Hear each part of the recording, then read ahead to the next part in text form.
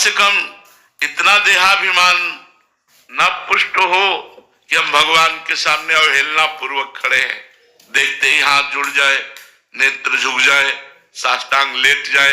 ये वैष्णवता है, ये भक्ति है। अगर आप प्रणाम नहीं करते तो तीसरा सेवा अपराध है। चौथा, अशौच अवस्था में मंदिर में दर्शन करने जाना। आप जैसे कपड़ा सहित लेटरिन गए हैं तो आपका अधिकार नहीं कि आप मंदिर में जाकर दर्शन करें। पहले जाइए, स्नान कीजिए, वस्त्र परिवर्तन कीजिए, वस्त्र पवित्र हो और आपका शरीर पवित्र हो। और कोशिश करो कि भाव भी पवित्र हो, तब हम भगवान के दर्शन करने के लिए जाएं। एक एक कदम में आनंद का उल्लास होता है अपने प्रभु के दर्शन करने की भावना में। यदि आप खड़े खड़े लघु शंका करते हैं, आपके वस्त्रों में पेशाब के छींटे पड़ते हैं, आप अपवित्र हैं, मंदिर जाने के योग्य नहीं है, इसीलिए बुद्धि भ्रष्ट हो जाती है, कोई भाव नहीं आता, कोई अनुभव नहीं आता। मैं आपसे सच्ची कहते हैं, प्रभु के जो श्री विग्रह है, हमने अब वो सब बातें नहीं बताई जाती, मतलब ये साक्षात है। आपको हम ये कह रहे साक्षात है, एक एक बात आपकी सुनते हैं, एक एक बात देखते हैं, हम कैसे तुम्हें बताएं। ये प्रभु जो श्री विग्रह में आप केवल भाव करके देखिए, वो हमारे भावों को ग्रहण करते हैं। जो प्यार से उनसे बात करो ना, सेकंड में उत्तर आता है, सेकंड में ऐसे बात करो और स्फुरित हो गया उत्तर, स्फुरित हो गया। ये प्रभु विराजमान है। तो हम अपने प्रभु के अशौच अवस्था में मंदिर दर्शन करने न जाएं, जब हमारा शरीर अपवित्र हो, हमारे वस्त्र पवित्र हो, हमारा मुख अपवित्र हो। मुख में 3 बार आचमन करें, कृष्णाय नमः, गोविंदाय नमः, अच्युताय नमः। दाहिने अंगूठे से ऐसे करके हाथ पैर धो के पवित्र होकर भगवान के दर्शन करने जाए। अपवित्र दशा में वस्त्र अपवित्र, शरीर अपवित्र, मुख अपवित्र, ऐसी दशा में भगवत दर्शन करना अपराध माना जाता है मंदिर में जाकर के। 5वां, एक हाथ से भगवान को प्रणाम करना। ये शास्त्रीय पद्धति नहीं है। संत या भगवंत को दोनों हाथ जोड़कर प्रणाम किए जाते हैं। दोनों हाथ जोड़कर संतों को प्रणाम करते हैं और भगवान के सामने दोनों हाथ, ऐसे भगवान को नहीं किया जाता। ऐसे करना एक 32 सेवा अपराधों में एक अपराध है। एक हाथ से भगवान को प्रणाम नहीं करना चाहिए। ये 5वां अपराध है जो एक हाथ से प्रणाम करते हैं। छठा, जब हम भगवान की परिक्रमा देते हैं तो हमारे श्री ठाकुर जी महाराज की 4 परिक्रमा होती है। तो परिक्रमा में आप ऐसे जब चारों तरफ घूमते हैं तो श्री विग्रह के सामने जब आते हैं तो प्रत्येक परिक्रमा में रुकना चाहिए और रुककर प्रणाम करना चाहिए और फिर परिक्रमा देनी चाहिए। जैसे हम ठाकुर जी की ऐसे परिक्रमा दे रहे तो ऐसे परिक्रमा करके आए, फिर प्रणाम किया, फिर दूसरी परिक्रमा, फिर प्रणाम, फिर तीसरी परिक्रमा, फिर प्रणाम, फिर चौथी परिक्रमा, प्रणाम। बहुत महत्वशील है। भगवान की परिक्रमा करना विश्व ब्रह्मांड के समस्त पुण्यों में सर्वश्रेष्ठ है। पृथ्वी की परिक्रमा कर लो, सब तीर्थों की परिक्रमा कर लो, तो तीर्थपाद तो भगवान है। भगवान की परिक्रमा कर ली, सबकी परिक्रमा हो गई। अगर 4 परिक्रमा श्री भगवान के मंदिर की कर ली, पूरी पृथ्वी की परिक्रमा हो गई।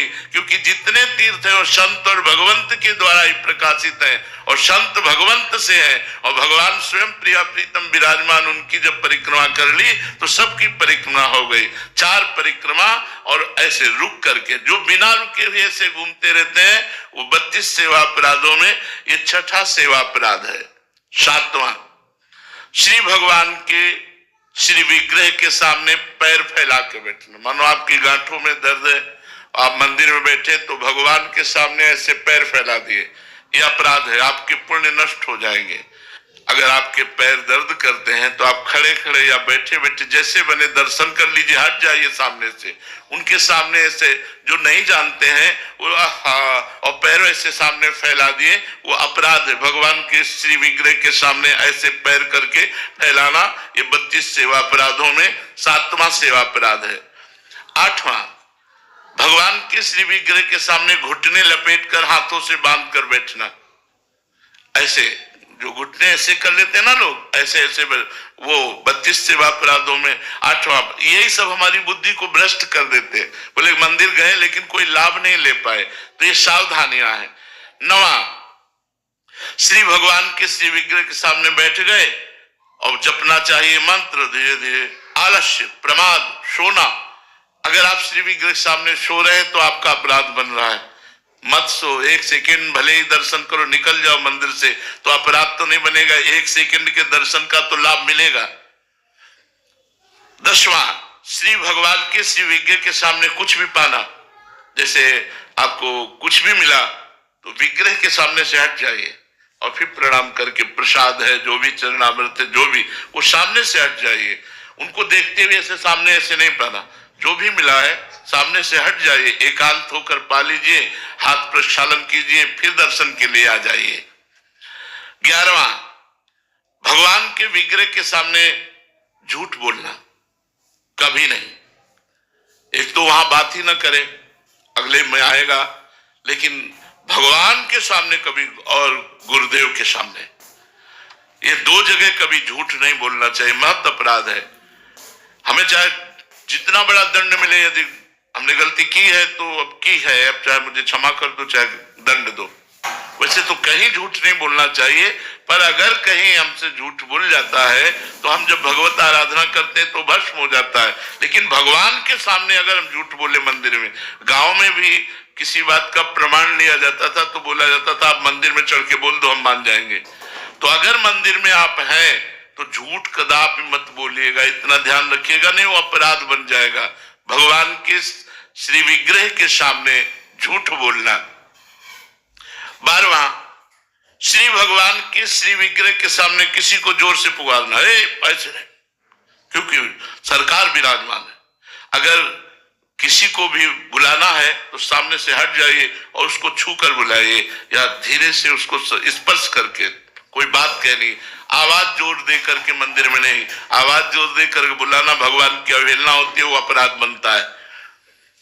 भगवान के श्री विग्रह के सामने आपस में प्रपंच की बात करना। 13वां, अब बैठे हैं बातचीत कर रहे हैं, भगवान के श्री विग्रह के सामने पंखा चल रहा है बड़ा आराम से, और भगवान के श्री विग्रह के सामने व्यर्थ की, गांव की, रिश्ते नातों की, आने जाने की, प्रपंच की बातें कर रहे हैं, ये अपराध है।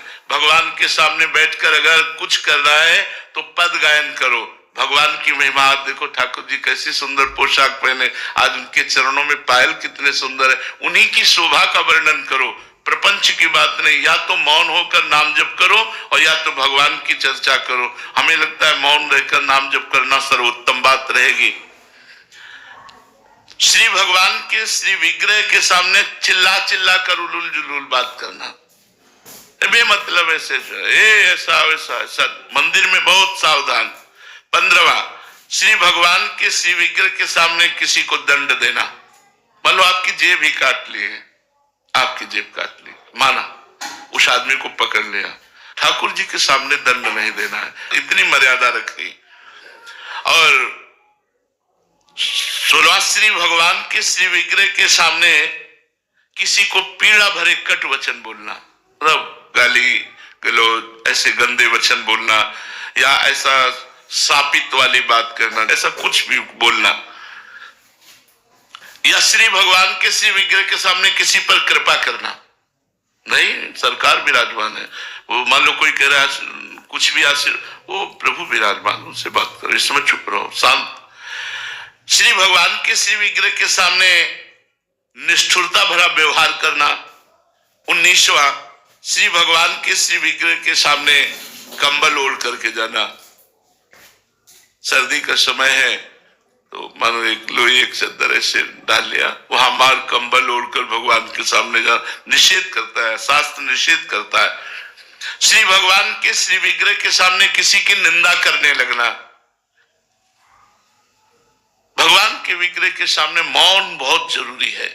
जब आप दर्शन करने जाए तो सीधे आंख मिलाया और दर्शन करते रहो, आंख नीचे किया, मंदिर से बाहर बच गए, कोई अपराध नहीं लगेगा। श्री भगवान के श्री विग्रह के सामने किसी को स्तुति भरे वचनों से बोलने रहना, अरे भाई आप क्या गाते हैं, आप बहुत ऐसा वैसा बातचीत करने लगे, उसकी बड़ाई करने लगे। स्तुति का मतलब होता है किसी की बड़ाई करना, वो दोष है। श्री भगवान के सामने अश्लील शब्द बोलना, श्री भगवान के श्री विग्रह के सामने अधो वायु छोड़ना। अब जैसे ये एक शारीरिक प्रक्रिया है, आप मंदिर में हैं, आपको अधो वायु को मतलब समझ रहे ना, तो उस वायु को जब वेग आता है तो कहीं भी वो छोड़ देता है ना, तो भगवान के श्री विग्रह के सामने नहीं, सीधे निकलो मंदिर से बाहर, यानी श्री भगवान के श्री विग्रह के सामने छोड़ दिया तो 32 सेवा अपराधों में है श्री विग्रह के सामने अधो वायु का त्याग करना। और 24वां, शक्ति रहते हुए भगवान की साधारण वस्तुओं से सेवा करना। जैसे आपके पास खूब भगवान ने दिया है तो उत्तम उत्तम भोग लगाइए, उत्तम पोशाक पहनाइए, उत्तम आभूषण पहनाइए। ऐसा नहीं कि आप खा रहे हो हलवा और चाय और पकौड़ी और भगवान के सामने चिरौरी रख दिया, ये ठीक नहीं। प्राय लोग इस बात को नहीं समझते हैं, चिरौरी बिस्कुट ये भगवान के सामने आप गरम गरम हलवा पकौड़ी खा रहे, नहीं भाई, पहले गरम गरम बने ठाकुर जी के सामने अर्पित करो। तो उत्तम उत्तम पदार्थों से, उत्तम उत्तम पोशाक आभूषणों से श्री ठाकुर जी की सेवा करनी चाहिए। 25वां, भगवान को निवेदन किए बिना अगर आप जल भी पीते हैं तो आपके सुकृतों का नाश होता है। गीता में भगवान ने कहा मुझे अर्पित किए हुए बिना जो भोजन पाता है वो पाप पाता है। तो कोशिश करो भगवान को भोग लगा करके ही पाओ अपने घर में जो ठाकुर है। और आप जहां नौकरी करते हैं या आप व्यापार करते हैं, ऑफिस में जाते हैं, तो 1 मिनट के लिए आप धैर्य रखिए, अपना टिफिन खोलिए और आंख मूंदिए और भगवान का चिंतन कीजिए और कहिए हे प्रभु आप भोग लगाइए, और बस अपने ठाकुर की जयकार बोलिए। जो भी आपके इष्ट है, जैसे अपने लोग राधा वल्लभ लाल की जय धीरे से बोला और बस फिर प्रसाद पाने लगे। मानसिक भगवान को तो भोग लगाए, जल है अंदर से राधा वल्लभ लाल की जय, प्रभु हमारे हृदय मंदिर में बैठे हो आप पाओ। बिना जयकार किए, बिना अर्पित किए हुए 1 बूंद पानी भी न पियो, देखो आपकी बुद्धि कितनी निर्मल हो जाएगी, कितना भजन में रुचि बढ़ेगी। जो लोग कहते ना भजन में रुचि नहीं बढ़ती, तो अब मनमानी चाट पकौड़ी ऐसे दुकानों में खाते घूमोगे, भजन बढ़ेगा?